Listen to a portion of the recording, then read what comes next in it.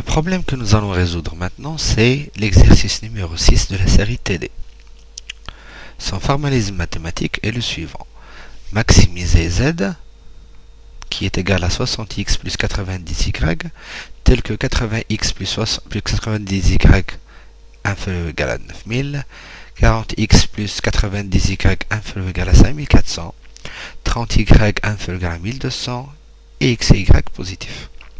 Nous allons faire ça par GeoGebra puisqu'il y a seulement deux variables de décision. Donc premièrement, nous allons essayer de visualiser l'ensemble réalisable. Pour ce fait, la première contrainte, c'est une contrainte d'inégalité. Donc nous allons prendre la contrainte d'égalité qui est la suivante, 80x plus 90y égale à 9000, et essayer de visualiser la droite. Cette droite-là, premièrement, pour que ça soit un petit peu plus joli et plus clair, je vais la colorer d'une couleur et mettre un petit peu plus grand. Pour savoir est-ce que c'est ce demi-plan qui nous intéresse ou ce demi-plan qui nous intéresse, on va essayer de voir où se trouve le 0, 0. S'il vérifie la contrainte, donc c'est ce demi-plan. S'il ne vérifie pas la contrainte, alors ce sera l'autre demi-plan. En posant à la place de x et à la place de y 0, 0, nous aurons 0 plus 0 qui est 0, inférieur ou égal à 9000. Donc 0, 0 vérifie cette contrainte. Donc nous serons de ce côté. De plus, puisque les contraintes x positif et y positif sont ici, donc nous allons avoir le polygone suivant.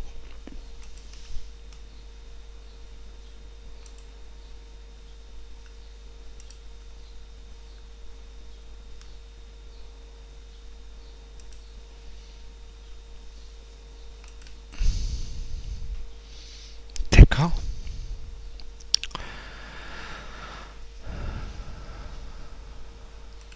Nous allons le colorer un petit peu de la même couleur et fermer. Passons maintenant à la deuxième contrainte qui est 40x plus 90y égale 5400. Donc pour que ça soit plus joli aussi et plus clair bien sûr, donc je vais mettre une autre couleur et le style je vais aussi le mettre sur 4 pour que ça soit visible. Le 0 0 vérifie aussi cette contrainte, donc nous serons de ce côté là. Donc il me faut avoir les points suivants, le point 1, donc les coordonnées de ce point. Donc je peux le mettre directement et essayer de voir où se trouve ce point là, mais ce qui serait vraiment mieux c'est d'essayer de le trouver exactement. Donc c'est l'intersection de cette droite et de cette droite. Ça me donne le point D. D'accord? Alors maintenant, pour que ça soit un petit peu exact, je vais mettre x égale à 0 et y égale à 0. Y égale à 0. Après, je vais faire l'intersection de ça avec x et de ça avec y. Ça permet d'avoir les intersections ici que vous voyez là. Donc maintenant, passons au polygone. Donc le polygone, puisqu'on est de ce côté et de ce côté. Ça permet de visualiser le polygone. Je prends la même couleur de telle manière à ne pas avoir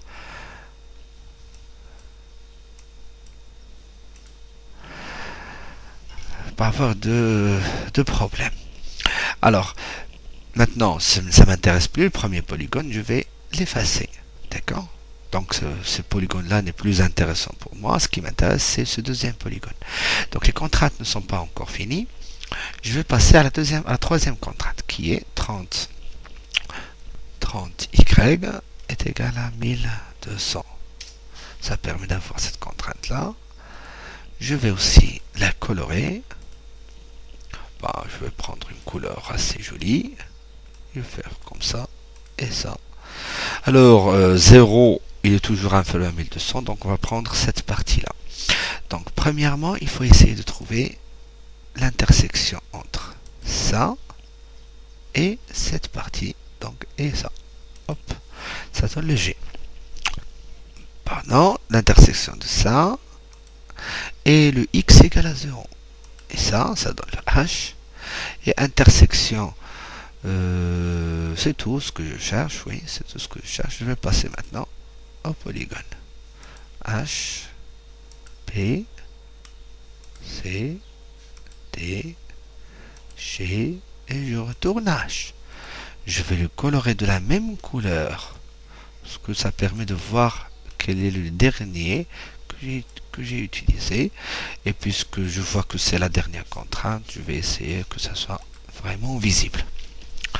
Alors, j'enlève l'avant-dernier. Et maintenant aussi, je vais enlever toutes les contraintes parce que maintenant, ce n'est plus intéressant de les voir parce que je les ai utilisés juste pour avoir les éléments que je veux. Le A et le E ne sont plus intéressants pour moi. Le A et le E ne sont plus intéressants. Le F aussi n'est plus intéressant. Ce qui m'intéresse, c'est ces points-là. Ça, c'est l'ensemble réalisable que je vais insérer, donc insertion, oui, insertion d'un texte, et je vais le mettre ici, d'accord. Je vais le mettre ici, ensemble, réalisable, ensemble réalisable, je vais mettre OK. Ensemble réalisable. Maintenant, je vais faire propriété. Le texte, je vais le mettre en gras et moyenne, shérif. Non, shérif, c'est encore plus petit, c'est mieux. Je vais le mettre incliné, je vais mettre une couleur. Alors, puisque l'intérieur, maintenant, il est rose, je vais mettre du bleu. Et c'est tout. Donc, après, je vais la mettre ici. Ensemble réalisable. Donc, maintenant, passons à la fonction objective. La fonction objective, je vais utiliser un curseur. Le curseur que je vais utiliser, donc puisque c'est Z ici c'est Z, je vais mettre ici Z. Et je fais appliquer. Jusqu'à maintenant, je ne sais pas le Z où il se trouve. Alors, je vais mettre 60 X plus 90 Y égale à ce Z. Ça permet de visualiser la fonction objective qui est égale à Z égale à 1. Pour Z égale à 1. Alors je vois que si je change un petit, ça ne change rien. Donc il vaut mieux que j'augmente l'échelle. En augmentant l'échelle, donc je vais faire moins 500 plus 500 et fermer. Ça va permettre de voir où se trouve. Ah d'accord.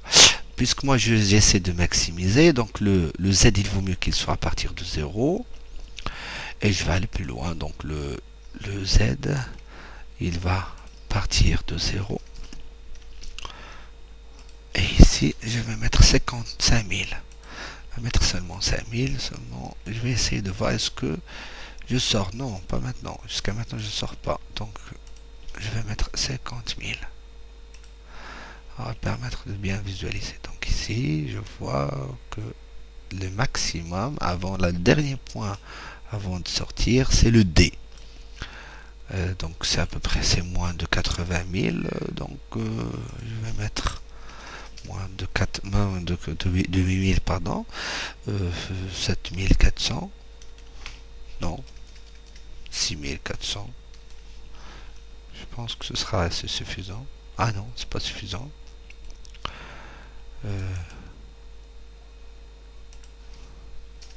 7400. Ah oui, maintenant c'est suffisant. Je vois que c'est le point D qui nous intéresse. Alors, je pense que ce sera, c'est du 7200 ou quelque chose comme ça. Mais en principe, c'est le D. On peut faire ce calcul directement pour voir sur combien il va être intéressant. Oui, maintenant c'est juste. Alors, nous allons colorer aussi celui-là. Nous allons fermer. Nous allons colorer le point D. Parce que je vois que c'est le point D qui est l'optimum. C'est pas le curseur qui m'intéresse, mais c'est de trouver l'optimum. Donc, je vais le mettre comme ça. La couleur aussi de de cette droite, elle est en rouge. Elle est en rouge. Et on va essayer de voir.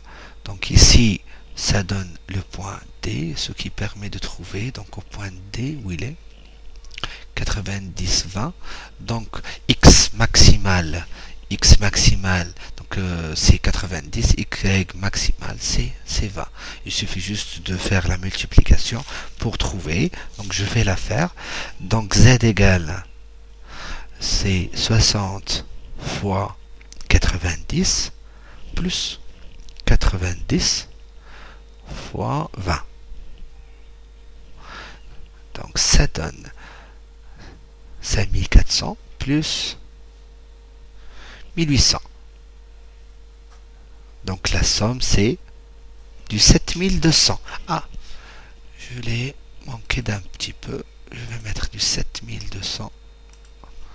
Je l'ai manqué, mais ça pose aucun problème. Maintenant je suis sûr que c'est ça. Donc je vais essayer d'ajouter aussi du texte. Ça c'est plus clair. Donc solution optimale. Solution optimale. Donc c'est quel point? D est le point solution optimale. Le point solution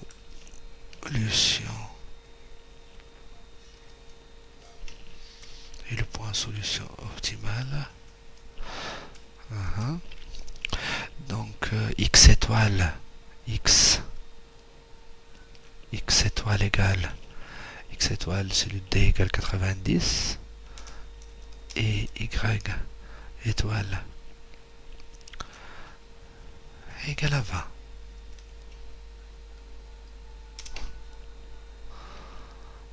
D'accord, comme ça c'est plus clair.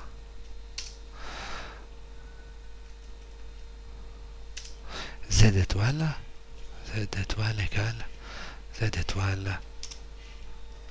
égale 7200. Je vais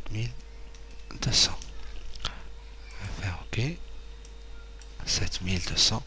Maintenant, je sais que la solution est là. Donc ici, je vais faire propriété. C'est du texte, du gras, du 200, moyenne, 200, shérif, couleur. Mais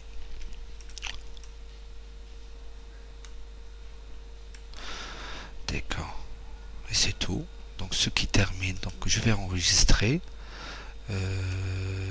Enregistrer, c'est mieux. Directement, je vais enregistrer. Donc ce qui termine l'exercice numéro 6. Je vous remercie.